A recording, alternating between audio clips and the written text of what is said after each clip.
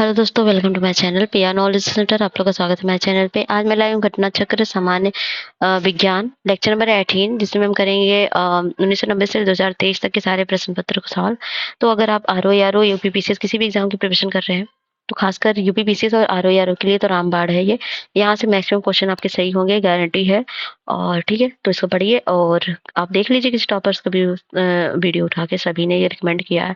तो चलिए स्टार्ट करते हैं बिना टाइम वेस्ट किए हुए। तो 18वां लेक्चर है, तो हम छोटे-छोटे लेक्चर बना रहे हैं ताकि आप रिवीजन अच्छे से कर सकें। चलिए लेट्स स्टार्ट। अगला है जीव विज्ञान। जीव विज्ञान की उपशाखाएं। समानता विज्ञान शब्द प्रत्येक सुव्यवस्थित एवं क्रमबद्ध ज्ञान या अनुभव के लिए प्रयुक्त होता है। इसे मुख्यतः दो भागों प्रकृति विज्ञान तथा सामाजिक विज्ञान में विभाजित किया जा सकता है। प्रकृति विज्ञान दो प्रमुख शाखाओं फिजिकल साइंस तथा लाइफ या बायोलॉजिकल साइंस में विभाजित किया जाता है। पुनः कई शाखाओं उपशाखाओं में विभाजित होता है। लैमार्क तथा ट्रेविरेनस नामक वैज्ञानिकों ने सर्वप्रथम जीव विज्ञान शब्द का प्रयोग किया था। जीव विज्ञान की शाखाएं एवं उपशाखाएं हैं। तो जूलॉजी विभिन्न प्रकार के जंतुओं एवं जंतुओं का विस्तृत अध्ययन होता है। बॉटनी में प्लांट का अध्ययन किया जाता है। पैलियोलॉजी में जीवाश्मिक एवं जीवाश्मों का अध्ययन किया जाता है।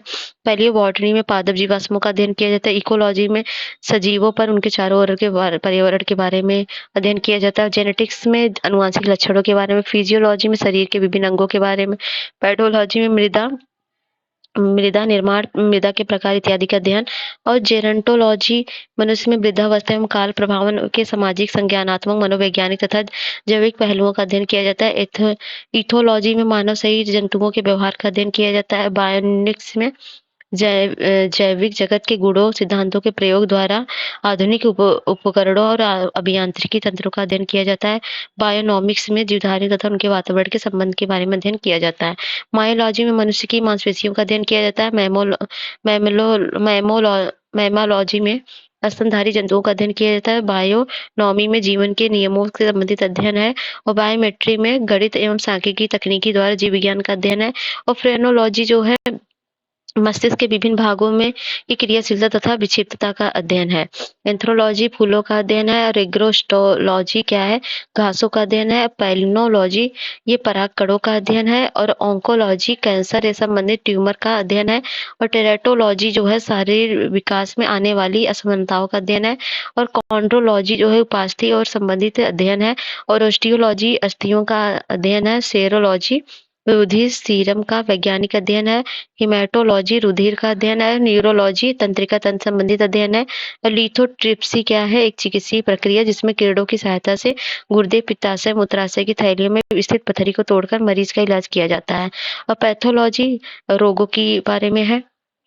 पैरासिटोलॉजी परजीवी जीवों को का अध्ययन है। वायरोलॉजी विषाणुओं का है। बैक्टीरियोलॉजी बैक्टीरिया का। एंटोमोलॉजी कीटों का है। मिर मिरमेकोलॉजी क्या है? चींटियों का अध्ययन। और मेलकोलॉजी मोलस्का और इनके खगोलों का अध्ययन है। और इच इच्थियोलॉजी क्या है? मत्स्य की अध्ययन है। और सर्पेंटोलॉजी है सर्पों का अध्ययन। हर्पेटोलॉजी है उभयचरों का अध्ययन। और ऑर्निथोलॉजी पक्षियों का अध्ययन। डर्मेटोलॉजी त्वचा का अध्ययन। ट्रोपोलॉजी पोषण एवं पोषण विधियों का अध्ययन है। टेटोलॉजी उपार्जित लक्षणों का अध्ययन है। प्रमुख शब्दावली संबंधित उत्पाद। एपीकल्चर किसे बोलते हैं? व्यापारिक स्तर पर शहद उत्पादन तथा फसलों परागकरण हेतु मधुमक्खी पालन। एविकल्चर पक्षी पालन है। एक्वाकल्चर जलीय जंतुओं का है। एल्गाकल्चर जो है ये एल्गी का है। पीसी कल्चर मछली का है। एग्रीकल्चर जो है एग्रीकल्चरल जो फसल संवर्धन, पशुपालन तथा कृषि संबंधित विज्ञान है। सेरीकल्चर में कच्चे रेशम के उत्पादन हेतु रेशम का कीट पाला जाता है। सिल्वीकल्चर वन संवर्धन है। और स्पंजियो कल्चर जो स्पंज संवर्धन है। फ्लोरिकल्चर फूलों का है। ओलेरिकल्चर सब्जियों का है। आर्बोरिकल्चर वृक्षों तथा झाड़ियों की है। हॉर्टिकल्चर फूलों, फलों, सब्जियों और मसालों की खेती का है। पोमोलॉजी फलों की कृषि है। एग्रोनॉमी फसलों की खेती है। वार्मिकल्चर कृषि उत्पादन में वृद्धि हेतु केचुआ पालन है। और ओलिकल्चर जो है जैतून का उत्पादन संरक्षण का व्यापार है। हेलिकल्चर जो है घोंघे का संवर्धन है। और विटिकल्चर अंगूर उत्पादन है। मैरीकल्चर जो है मानव उपभोग हेतु समुद्री जीवों का संवर्धन है। मोरिकल्चर शहतूत की खेती है। हाइड्रोपोनिक्स क्या है? एरो एरोपोनिक्स है। और एरोकल्चर मृदा विहीन पादप संवर्धन है। न्यूट्रिशन सॉल्यूशन और वायु पत्थर, एयर स्टोन, एयर पंप, सिट्रीकल्चर खट्टे फलों व फल उत्पादों का संवर्धन और वेजिकल्चर सब्जियों एवं पौधों की कृषि जड़ तथा फसलों की कृषि उनसे कायिक प्रवर्धन होता है। जंतु विज्ञान का अध्ययन करता है, ये करता है जीवित व मृत जानवरों दोनों का। और यह सूचियों को सीटी2 से मिलान करना है तो यह पक्षियों का अध्ययन ऑर्निथोलॉजी और वंशानुगत होता है जेनेटिक्स, पर्यावरण का होता है इकोलॉजी और जीवाश्म होता है पैलियोबॉटनी। ऑप्शन हो गया बी। तो और फूलों के अध्ययन को क्या कहते हैं? फूलों के अध्ययन कहते हैं एंथोलॉजी।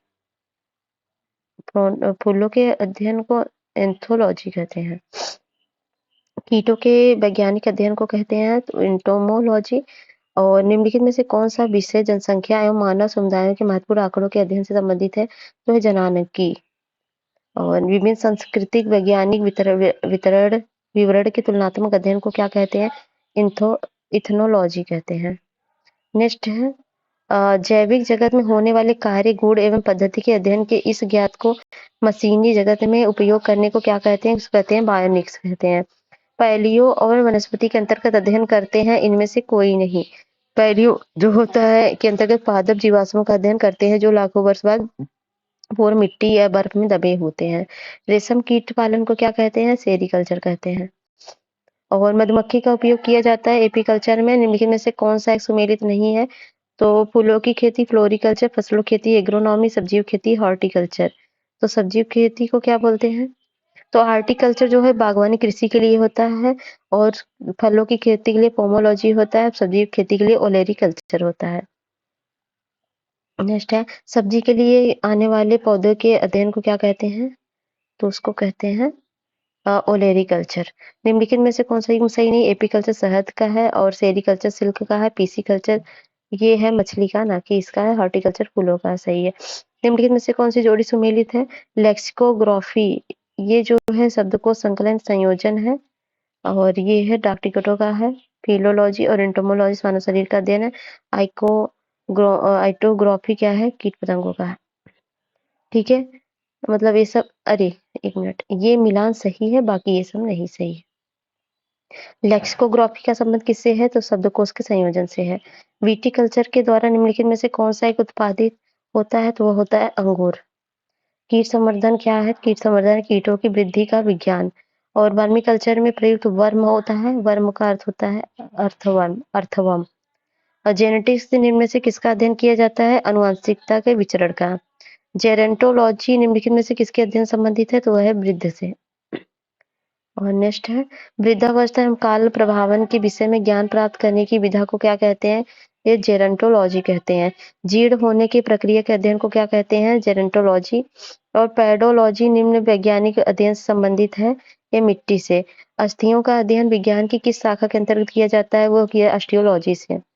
और हड्डियों की पढ़ाई इस विज्ञान की किस शाखा के अंतर्गत होती है? तो होती है ऑस्टियोलॉजी के अंतर्गत। सर्पों के विषय में जानकारी प्राप्त करना क्या कहलाता है? सर्पेटोलॉजी। निम्न में से बेमेल को ज्ञात कीजिए। तो फिजियोलॉजी, पैथोलॉजी, बैक्टीरियोलॉजी, साइकोलॉजी मस्तिष्क का है, बाकी ये सब शरीर का है। हाइड्रोपोनिक्स क्या होता है? तो ये होता है मृदा विहीन पादप संवर्धन। जैव विकास क्या है? जीवन की उत्पत्ति। पृथ्वी की उत्पत्ति अनुमानतः 4.5 अरब वर्ष पूर्व हुई थी तथा कालांतर में इस पर जीवन की उत्पत्ति हुई। पृथ्वी पर जीवन की उत्पत्ति के संदर्भ में अनेक वैज्ञानिकों द्वारा विभिन्न सिद्धांत परिकल्पनाएं प्रस्तुत की गई, जिनमें रासायनिक विकास के फलस्वरूप जीवन की उत्पत्ति सबसे आधुनिक है।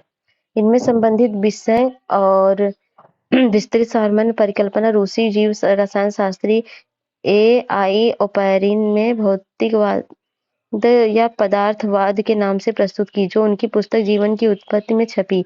इसके प्रमुख तथ्य निम्नलिखित है। जीवन अर्थात प्रारंभिक जीवों की उत्पत्ति आज से लगभग 4 अरब वर्ष पूर्व आदिम सागर के जल में न्यूक्लियो प्रोटीन्स के कणों के रूप में हुई।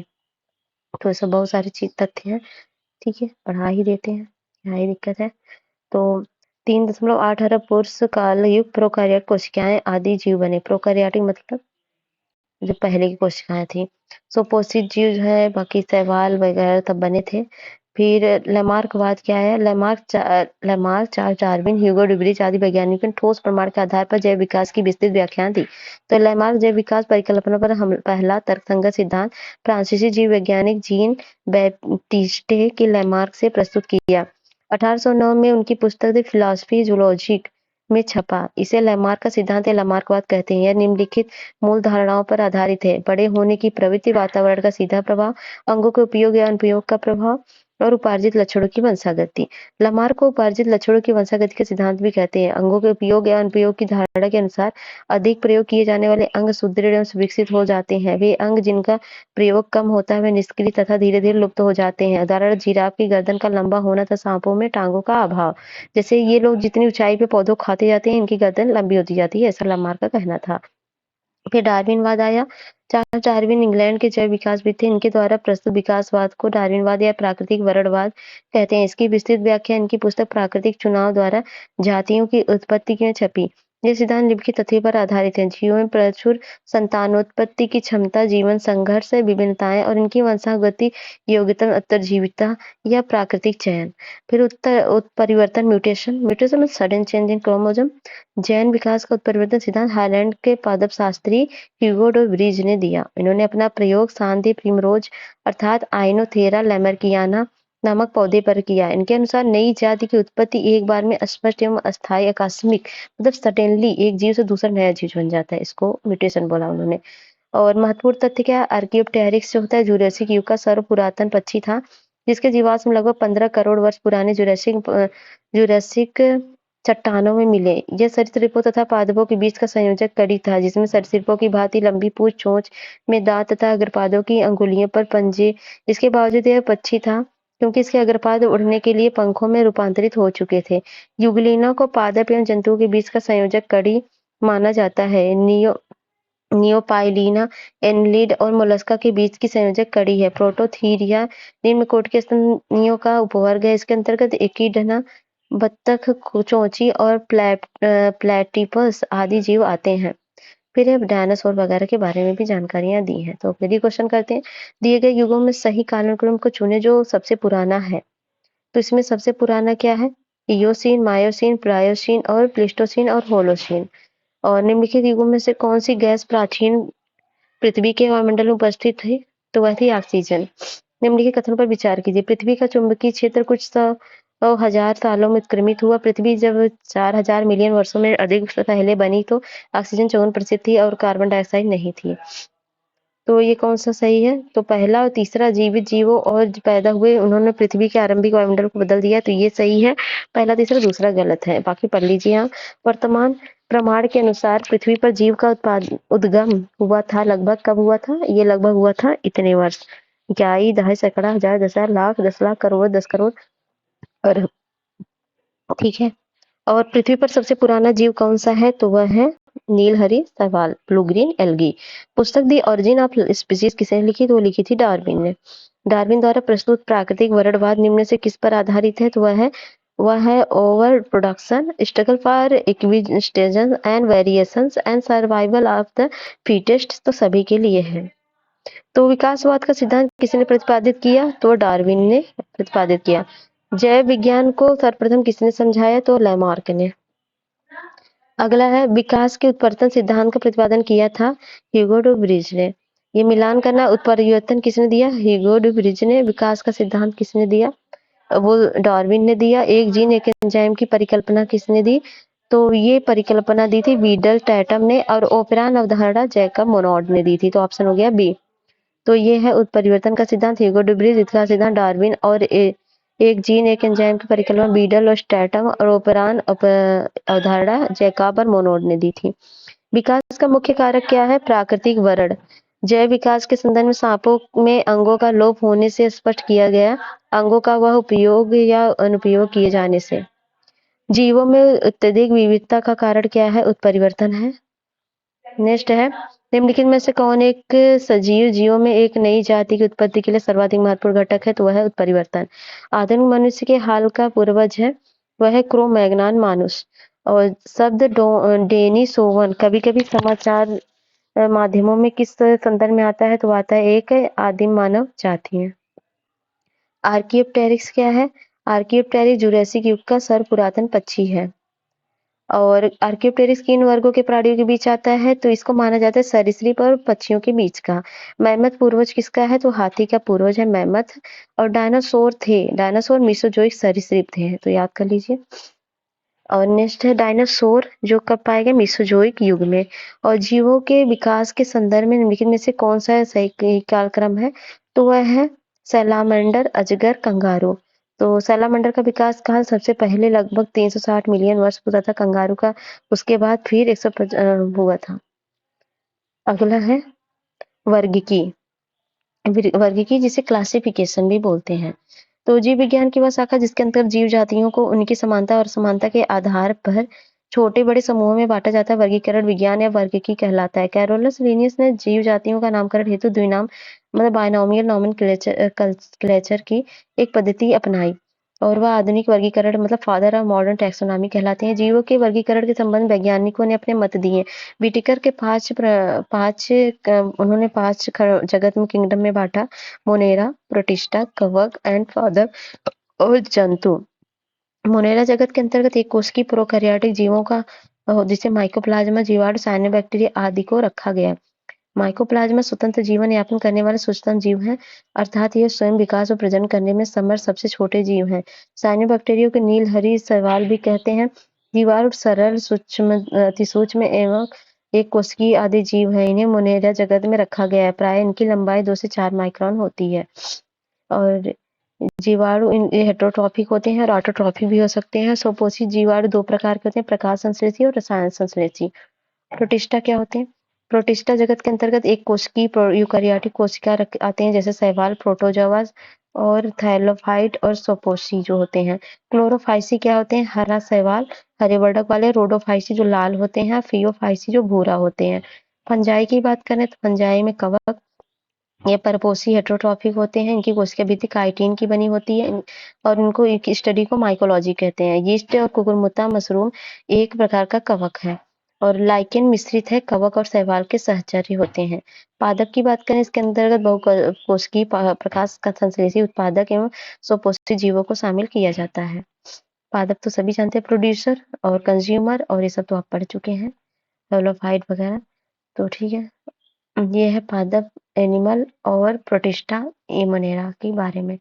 मोनेरा में एक कोशिकीय प्रोकैरियोटिक जीव माइकोप्लाज्मा जीवाणु होते हैं। प्रोटिस्टा में यूकेरियोटिक जीव अधिकांश एक कोशिकीय, अधिकांश शैवाल, प्रोटोजोआ होते हैं। जंतु में आपको बताइए कशेरुकी में कशेरुकी मत्स्य उभयचर सरीसृप पक्षी स्तनधारी होते हैं और अकशेरुकी में Porifera, Coelenterata, Platyhelminthes, Nematoda, Annelida, Mollusca, Arthropoda, Echinodermata संघ के जीव आते हैं।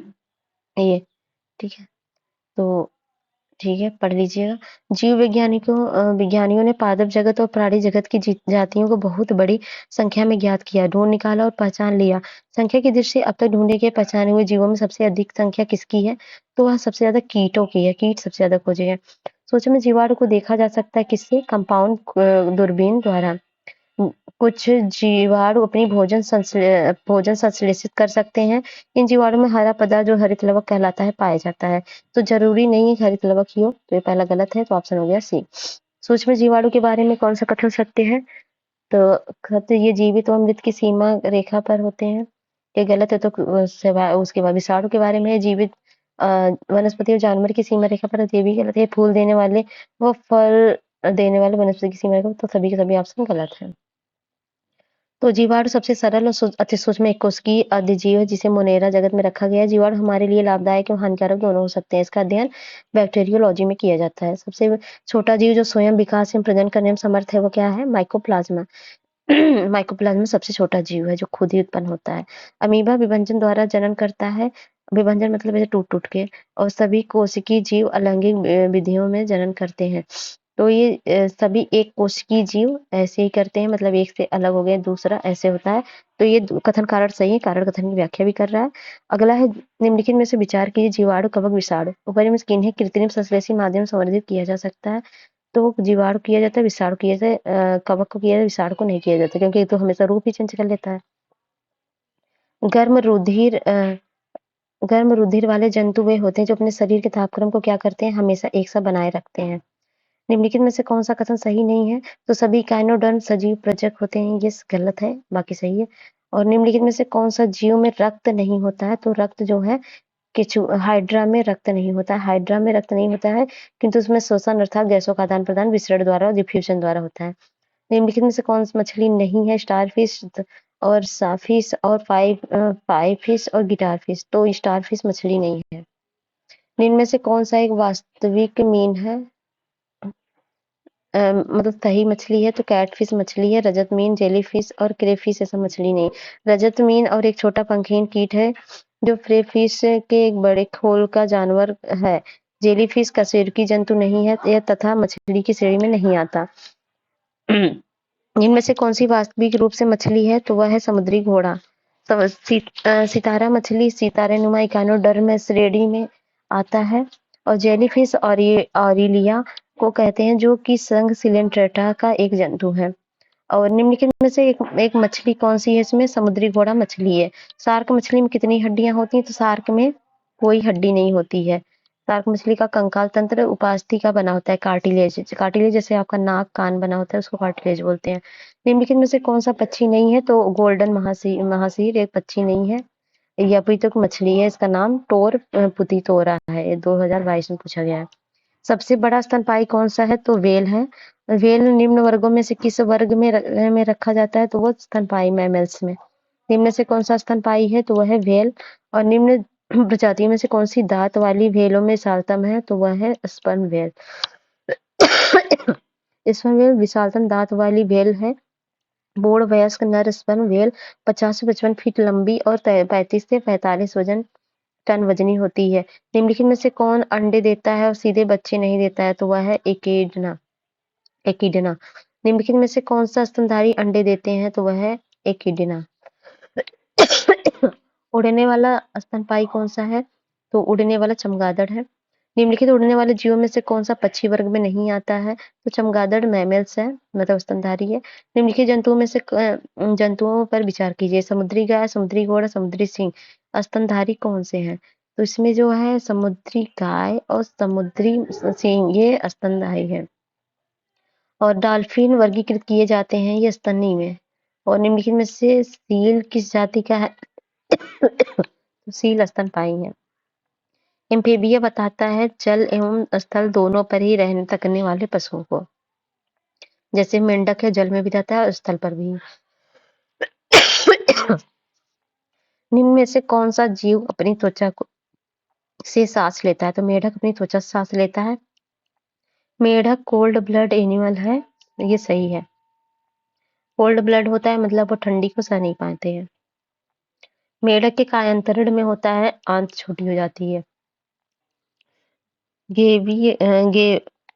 गेविलिस घड़ियाल बहुतायत पाया जाता है कहाँ पे? गंगा में।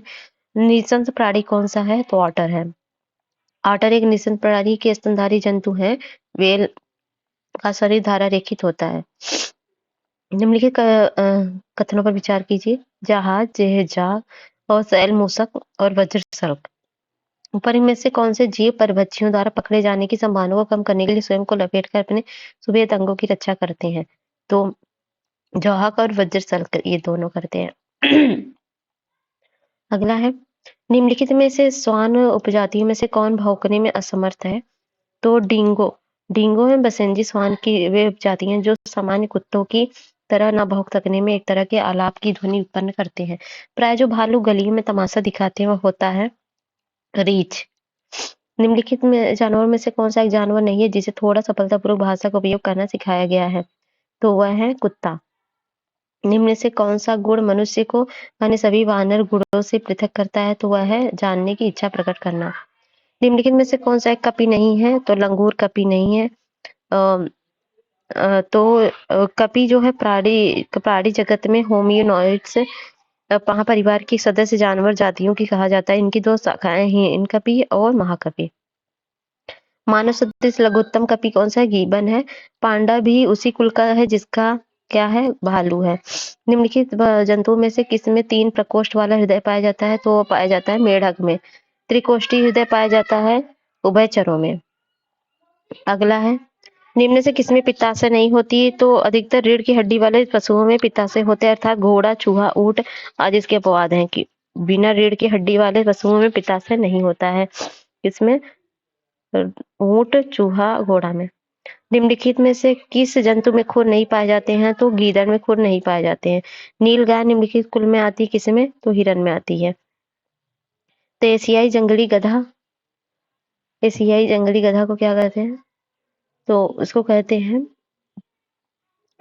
इक्कस हेमियोनस, और बारहसिंगा को कहते हैं रोसर्वस दुआउसेरी, और चिकारा को कहते क्या है? गजेला बेनेजेटरी, और नीलगाय को बोसलाफस ट्रैगोकेलमस। तो ऑप्शन हो गया बी। नेक्स्ट है, ये मिलान करना है। पंखहीन कीट किसे कहते हैं? तो कहते हैं पंखहीन कीट रजत मीनार को। उड़ान रहित पक्षी किसे कहते हैं?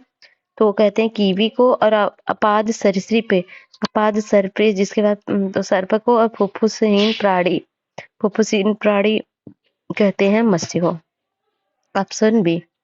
देख लीजिए, कीवी है, कीवी जो है उड़ान अक्षम पक्षी जो केवल न्यूजीलैंड में पाया जाता है। निम्न में से कौन सा जैविक मूलकत है? तो है मूंगा। ऑक्टोपस क्या है? ऑक्टोपस एक मृदुकवची मोलस्का है। और सबसे बड़ा कशेरुकी कौन सा है? तो है स्क्विड। निम्नलिखित में से कौन सा एक जीव अन्य 3 जीवों के वर्ग का नहीं है? तो वह है केकड़ा, बिच्छू, बरूथी, मकड़ी एक के वर्ग के हैं।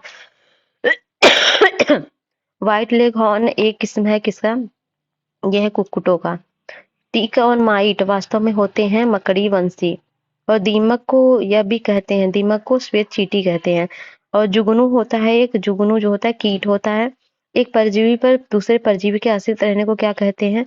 उसको उपर परजीविता कहते हैं। निम्नलिखित कौन सा कीट नहीं है? तो मकड़ी कीट नहीं है। मकड़ी एक एराक्निड तथा एरानी का जंतु है जो उदर के पश्चभाग में स्थित ग्रंथियों के स्राव से जाल बनाता है। मकड़ी कीट से भिन्न होती है क्योंकि मकड़ी में पाए जाते हैं कितने? 8 टांगे पाई जाती हैं। तो जिसमें 6 पाद मतलब 6 पैर पाए जाते हैं वो सभी कीटों की श्रेणी में लगभग आते हैं। तो निम्नलिखित में से कौन कीट नहीं है? तो मकड़ी। मकड़ियों द्वारा उत्पादित रेशम कहलाता है तो उसको गोसामर रेशम कहते हैं। ठीक है। और रेशम का कीड़ा अपने जीवन चक्र के किस चरण में वाणिज्यिक जंतु पैदा करता है? तो वह कहता है कोशित प्यूपा जब बनता है। ठीक है। और है रेशम कीट जिन पर पनपता है वे हैं शहतूत की पत्तियों पर। निम्नलिखित में से कौन सा एक कीट के शरीर में निकला स्राव है? तो वह है लाख। निम्नलिखित में से कौन कीट से प्राप्त नहीं होता है? तो मोती कीट से नहीं प्राप्त होता है। निम्नलिखित में से किस जीव का रक्त सफेद होता है? तो तिलचट्टा का रक्त सफेद होता है। लाल रक्त कणिकाएं जंतु हैं किसमें? केचुए। कणिका भी मतलब इसमें लाल रक्त कणिकाएं नहीं पाई जाती हैं। और अधिकांश कीट श्वसन कैसे करते हैं? तो वो वातक तंत्र से करते हैं। फिर है कथनों पर विचार की पीता कृमि टैपवार्म उभयलिंगी है और गोल कृमि जो के अलग अलग लिंग होते हैं। फाइलेरिया सूत्र कृमि होता है और गिनी कृमि एनेलिड होते हैं। तो ये जो है 1 2 3 सही है। गिनी कृमि एनेलिड नहीं होते हैं, ये गलत है।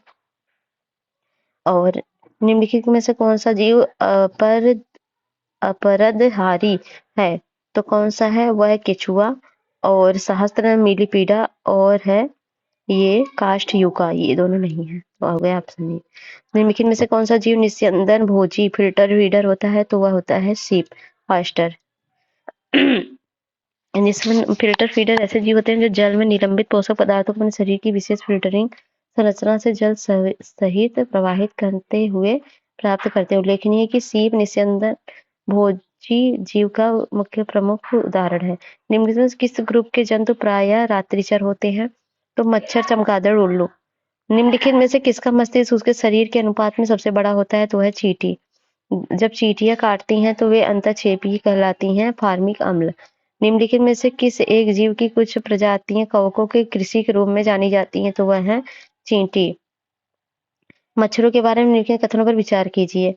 तो तो केवल मादा रक्त चूसती है, सही है। केवल नर रक्त चूसती है, गलत है। पहला एलिमिनेट कर दीजिए। और दूसरा मादा पौधे का रस चूसती हैं, तो मादा नहीं, ये नर करते हैं काम, तो ये गलत है। और मादा के पीछे नर के डने बड़े होते हैं, ये गलत है। और नर के पीछे मादा के डने बड़े होते हैं, तो ये सही है। तो वो 2 बात सही है। निम्नलिखित में से कौन सा प्राणी अपनी आंत्र में जल का संग्रह कर लेते हैं? तो आंत्र में जल संग्रह ऊंट करता है। निम्नलिखित में से कौन सा जानवर बिना पानी पिए लंबे समय तक रह सकता है? कंगारू चूहा है। कंगारू लंबी अवधि तक रह सकते हैं जिनके कारण प्रायः ठोस मूत्र उत्सर्जित करता है।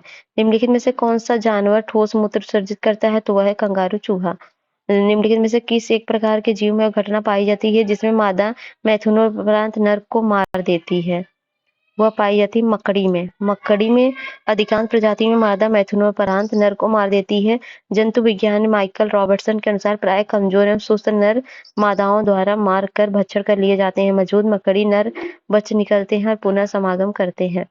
किंग कोबरा एकमात्र ऐसा सर्प है जो अपना घोंसला बनाता है। वह अपना घोंसला क्यों बनाता है? क्योंकि यह अंड प्रजक सर्प है जो घोंसले में अंडे देते हैं और अंडों से बच्चे निकलने तथा घोंसले की पहरेदारी करते हैं। घोंसला बनाने वाला एकमात्र सर्प किंग कोबरा है। कोबरा सर्प का विष होता है तंत्रिका विषी। वो मतलब तंत्रिका विषी न्यूरोटॉक्सिक होता है जो तंत्रिका ऊतकों को प्रभावित करता है। इसमें कार्डियोटॉक्सिक तथा अन्य यौगिक भी होते हैं। निम्नलिखित में से किस एक सर्प का भोज्य मुख्य रूप से अन्य सर्प है जो सांपों को खाता है? नागराजा जिसे किंग कोबरा बोलते हैं। निम्नलिखित में से कौन सा सांप जहरीला नहीं है? तो अजगर जहरीला नहीं होता। सर्पों की विष ग्रंथियां किसकी समान होती हैं? तो वो होता है कसुर की प्राणियों की लार ग्रंथियों के समान। सांप के जहरीले विष दंत होते हैं जो रूपांतरित रूप होते हैं किसके? जभीका दंत के। और अगला है समुद्री कच्छपों की कुछ जातियां समकक्षी होती हैं। मछली की कुछ जातियां शाकभक्षी होती हैं। समुद्री स्तनपायी कुछ जातियां शाकभक्षी होती हैं। सांपों की कुछ जातियां सजीव प्रजक होती हैं। सभी सही है।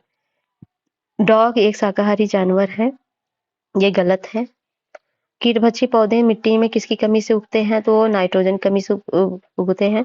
निम्नलिखित में से कौन सा एक कीटहारी पादप है? तो वह है घटपड़ी। घटपड़ी पिचर प्लांट होता है जो ऐसे अपने कीटभक्षी होता है। घटपड़ी निम्नलिखित में से भागों में से कौन सा एक घट के रूपांतरित होता है? तो पत्ती उसका घट के रूप में विभाजित रूपांतरित होता है। कौन सा रूप सही नहीं है? तो यीस्ट किण्वन होता है, कैसीन दुग्ध प्रोटीन होता है, एलोवेरा आवृत बीजी होता है, घटपड़ी परजीवी आवृत बीजी होता है। गलत है, यह तो कीटभक्षी होता है। नेपेंथिस घसियाना घटपड़ी नामक दुर्लभ एवं अपाती पौधा पाया जाता है मेघालय में। पौधे के कौन से भाग से हल्दी प्राप्त होती है? तो तने से हल्दी प्राप्त होती है। हल्दी के पौधे के खाने लायक हिस्सा कौन सा होता है? तो वो प्रकंद। हल्दी भूमि के तने का उदाहरण है जिसे कहते हैं राइजोम। निम्नलिखित अधोभूमि उत्पादित सब्जियों में से कौन सा एक रूपांतरित जड़ है? शकरकंद है। निम्नलिखित पादों में किसका संग्रह अंग तना नहीं है? तो वह शकरकंद का। अगला है अदरक तना यह जड़ नहीं है क्योंकि इसमें नोड और इंटरनोड पाए जाते हैं। नोड जो गांठें पाई जाती हैं उसको बोल जाते हैं, इसको नोड बोलते हैं, इसको इंटरनोड बोलते हैं। ऐसे गांठें होती है ना। फिर है निम्नलिखित प्रकंद, लहसुन, स्कंद और जिमीकंद सूरन, ये सब क्या है? संग मिलान करना है तो यहाँ प्रकंद अदरक है, स्तंभ कंद जो है आलू है, कंद जो लहसुन है, घन कंद जो है जिमीकंद सूरन है। निम्नलिखित में से कौन सा रूपांतरित स्तंभ है? तो आलू है। आलू है एक, आलू कंद है। और मटर पौधा है, साग है। मौत पौधा साग है मतलब। लौंग है, लौंग बंद कलियां होती हैं। और लौंग निम्नलिखित में से किसका निरूपण करता है? तो फूल कली का। निम्नलिखित मसालों में से कौन एक पुष्प कलिका होती है? तो वह होती है लौंग। लौंग है, लौंग होते हैं सूखे फूल। और लौंग पौधे के निम्नलिखित में से किस भाग से प्राप्त होते हैं? तो वह शुष्क फूल पुष्प कली से। अगला है लौंग एक मसाला पौधे के किस भाग से प्राप्त होता है? तो प्राप्त होता है फूल की कली से। पादप कली कौन सी है? तो एक भ्रूणी टहनी है। निम्नलिखित में से कौन सुमिलित नहीं? अदरक राइजोम सही है। केसर बीज नहीं होते हैं, ये स्टिग्मा होते हैं। स्टाइल होते हैं, वर्तिकाग्र होते हैं जो ऐसे से निकले होते हैं, जैसे गुड़हल में नहीं निकले होते हैं उसको बोलते हैं। अफीम की टुड्डी और सन तना सही है। केसर होता है सूखा मिश्रण किसका? ये फूल के बीज बनाने वाले भागों का। नीचे दिए गए पौधों तथा उनके कौन सा भाग सही सम्मिलित नहीं है? अदरक प्रकंद है सही है, प्याज मासल का पड़ है, आलू कंद है ना कि मूल है। निम्नलिखित में से कौन सा कंद रूपांतरित तना बोलते हैं आलू को? आलू का कौन सा भाग खाने योग्य है? तो वह है तना। निम्नलिखित में कौन सा एक फल है? तो भिंडी एक फल है। और तो भिंडी का पौधा एक पुष्पी पादप है जिसकी वनस्पति नाम एबेल मोस्कस एस्कुलेंटस है। इसका फल कैप्सूल प्रकार का होता है जिसमें बीजों की संख्या अधिक होती है। इस फल का संपूर्ण भाग खाया जाता है। अन्य विकल्पों में आलू खाया जाने वाला भाग तना तथा मूली एवं शकरकंद का भाग जड़ है। इनमें से कौन सा एक सच्चा फल नहीं है? तो सेब एक सच्चा फल नहीं है। क्योंकि जब फल के निर्माण में अंडाशय के अलावा कुछ अन्य भाग भी शामिल हो तो ऐसे फल को असत्य फल कहते हैं। फलों का प्रकार व जिसमें लीची को रखा जाता है वह है, लीची को मतलब किसमें रखते हैं, तो लीची को रखते हैं हम ड्रूप में, ठीक है। तो लीची एक उष्णकटिबंधीय फल है, यह सौंफ-बेरी परिवार का है। ये एक प्रकार का ड्रूप है। ड्रूप ऐसे फल को कहते हैं जिसके बाहरी छिलके और गूदे के अंदर एक सख्त गुठली होती है। लहसुन की अभिलक्षित गंध का कारण क्या है, तो उसका है सल्फर यौगिक। और प्याजों के छिलके उतारने पर आंसू आते हैं क्योंकि प्याज निष्कासित करते हैं सल्फेनिक एसिड। मिर्च की तीक्ष्णता का कारण क्या होता है, इसका कैप्साइसिन की उपस्थिति होता है। लाल मिर्च तीखी होती है क्योंकि उनमें उपस्थित होता है कैप्साइसिन। और फलों के मीठे स्वाद का कारण क्या है, तो फ्रक्टोज है। और निम्न में से किस समूह के जीवों का डूबने से हुई मृत्यु का पता लगाने में महत्व है, तो डायटम का। शहतूत का फल है, ये है सोरोसिस का। और निम्न रेशों में से कौन से पौधे के तने का उत्पाद नहीं है, तो वह कपास। फिर है निम्नलिखित में से कौन सा अनाज मानव निर्मित है, तो वह है ट्रिटिकेल। निम्नलिखित में से कौन सा मानव निर्मित धान्य है जो प्रकृति में नहीं पाया जाता, तो वह है ट्रिटिकेल। ये है देखना है कौन सा निम्न मृदा विहीन सतह पर जीवित पाए जाने वाली सर्वाधिक संभावना किसकी है, तो ये जो है फर्न नहीं है, लाइकेन हो सकता है, लाइकेन है, मॉस है। तो ऑप्शन हो गया सी। ये IAS 2021 में पूछा गया क्वेश्चन है। कथन कारण है, मरुस्थलीय जीव पौधों के जड़ तंत्र काफी लंबे होते हैं। मृदा का उच्च तापमान जड़ विकास को प्रोत्साहित करता है। तो पहला तो सही है, लेकिन दूसरा गलत है। मरुस्थलीय पौधों की जड़ें लंबी होती हैं क्योंकि जड़ें पानी की तलाश में लंबी हो जाती हैं। मरुस्थल में फ्रिएटोफाइट्स मिलते हैं, यानी ऐसे पादप जिनमें निलंबित 2 से 30 फीट मूसला जड़ होती है। नेक्स्ट है, शुष्क जलवायु भली भांति अनुकूलित पेड़ पौधों को कहते हैं, जिनमें मरुद्भिद पौधों को कहते हैं। मरुभूमि के पादप अधिकतर होते हैं, ये होते हैं मांसल, मतलब गुदगुदे टाइप के। एपीफाइट्स वे पौधे थे जो अन्य पौधों पर निर्भर करते हैं यांत्रिक अवलंबन के लिए, मतलब सपोर्ट के लिए। पौधे जो नमक युक्त मिट्टी में उगते हैं को क्या कहते हैं, तो हेलोफाइट कहते हैं। लवण युक्त वातावरण प्रेमी पौधों को क्या कहते हैं, तो उसको कहते हैं लवणों मृदोद्भिद। हाइड्रोफाइट्स किसे कहते हैं, एक जलीय पौधे को। और चट्टान पर उगने वाले पादप कहलाते हैं शैलोद्भिद। और इनके युगों में से कौन सा सम्मिलित नहीं है, अमर बेल तना परजीवी है, चंदन जड़ परजीवी है, आर्किड अधिपादप है, और घटपर्डी जलोद्भिद नहीं कीटभक्षी पौधा है। और निम्नलिखित कथन पर विचार कीजिए, जेली रुदन का कारण अम्ल की अधिकता है। गन्ने के लिए सर्वाधिक अनुकूल जैव उर्वरक राइजोबियम है। तो पहला सही है। और नमकीन पानी में उगाए गए पौधे थैलोफाइट्स नहीं होते हैं, गलत है। सुप्तावस्था तोड़ने वाला हार्मोन साइटोकाइनिन है, तो पहला चौथा सही है। जैविक और अजैविक घटकों के बीच मध्यस्थ के रूप में कार्य करते हैं क्या, उत्पादक। निम्न में से किसका सुमेल नहीं है, तो सजीवी उत्पादक होते हैं, परोपजीवी उपभोक्ता होते हैं, मृतोपजीवी विबंधक होते हैं, तृणभक्षी गौड़ उपभोक्ता होते हैं, गलत है। यहाँ दिया है पढ़ लीजिए। अगला प्रथम पोषक स्तर के अंतर्गत आते हैं हरित पादप। और जीवों के निम्नलिखित प्रकारों पर विचार कीजिए। कापीपोड और साइनोबैक्टीरिया और डायटम और फोरानिफेरा निम्न महासागरों में से कौन सा जीव महासागरों के आहार श्रृंखलाओं के प्राथमिक उत्पादक है, प्राइमरी प्रोड्यूसर, मतलब प्राथमिक उत्पादक तो कौन सा है तो ये है पहला है कॉपीपोड है, और नहीं पहला नहीं है, साइनोबैक्टीरिया है और डायटम्स हैं। ऑप्शन हो गया बी। जमी हुई झील के अंदर मछली जीवित रह सकती है क्योंकि तलों के निकट पानी नहीं जमता। और जल से बाहर निकाल ली जाने वाले मत्स्य मर जाती हैं क्योंकि वे श्वास नहीं ले पाती हैं। और मछलियों में समांतर श्वसन होता है किसके, गलफड़ों द्वारा। सेब के फल में लाली का कारण मतलब लाल एंथोसायनिन की वजह से होता है। निम्नलिखित में किसके कारण टमाटर का रंग लाल होता है, तो लाइकोपीन के कारण होता है। निम्नलिखित में से कौन सा टमाटर के लाल रंग के लिए उत्तरदायी है, तो लाइकोपीन होता है। टमाटर में लाल रंग का कारण वो होता है लाइकोपीन। पपीते में पीले रंग का कारण होता है कैरिकाजेंथीन। और हाल ही में हमारे वैज्ञानिकों ने केले के पौधों की एक नई और भिन्न जाति की खोज की जिसकी ऊंचाई लगभग 11 मीटर तक जाती है और उसके फल का गूदा नारंगी रंग का है। यह भारत के किस भाग में खोजी गई, तो अंडमान द्वीप में। करंट का न्यूज था उस टाइम का। निम्नलिखित में से जीवित प्राणियों का कौन सा समूह एक ही स्पीशीज संबंधित है, तो वो है चीनी, अमेरिका, भारतीय तथा काले अफ्रीकी। अगला है कवक पौधे में नहीं पाया जाता क्या? पढ़हरिम। वो कवक व्हाइट होता है ना, तो पढ़हरिम कहाँ पाया जाता है? खमीर एक उदाहरण है, खमीर कवक का, ईस्ट जिसे बोलते हैं। ईस्ट और मशरूम है, क्या है? एक फंजाई है। मशरूम क्या है? कवक है। नेक्स्ट है रसेदार सब्जी प्रयोग होने वाला मशरूम होता है कवक। कभी कभी समाचार में आए गुच्छी के संदर्भ में कहा सही है, एक कवक है, सही है। और ये कुछ हिमालयी वन क्षेत्रों में उगती है, ये भी सही। उत्तर पूर्वी भारत के हिमालयी तलहटी में वाणिज्यिक रूप से खेती की जाती है, ये गलत है, तो ऑप्शन हो गया सी। अगला है निम्नलिखित समूहों में से किसमें ऐसी जातियां होती हैं जो अन्य जीवों के साथ सहजीवी संबंध बनाती हैं? तो नाइडेरिया, कवक आदि जंतु, तो हो गया ऑप्शन डी। फिर है निम्नलिखित में से कौन सा एक कवक और उच्चतर पादपों की जड़ों के बीच से उपयोगी प्रकारित साचार्य है? तो कवक मूल है। माइकोराइजा एक सहजीवी संबंध है कवक और पौधों के बीच। लाइकेन जो एक नम्न चट्टान पर भी पारिस्थितिकी अनुक्रम को प्रारंभ करने में सक्षम है, वास्तव में किसके सहजीवी साहचर्य है? तो है शैवाल और कवक के।